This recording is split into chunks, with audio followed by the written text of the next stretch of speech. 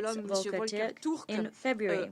en Haïti And we en also février welcome dernier. the recent Nous nous appointment félicitons également of de la Mr. nomination William de M. O'Neill William as O'Neill, the expert expert des droits on de human l'homme rights in Haiti. en Haïti. Mr. Monsieur le President, Président, dear Mesdames et colleagues, Messieurs, Ecuador is alarmed l'Équateur by est the alarmé forecasts par les which prévisions dont appear fait état in the le Food Security Monitoring rapport de la Report FAO en matière de from sécurité the FAO alimentaire. and the WFP. Le PAM That n'est is guère the plus forecast for this optimiste dans month. ses According prévisions. to these two D'après ces reports, rapports, this d'ici à report, juillet by 2023, June 2023, 4.9 million people will be affected by acute food insecurity.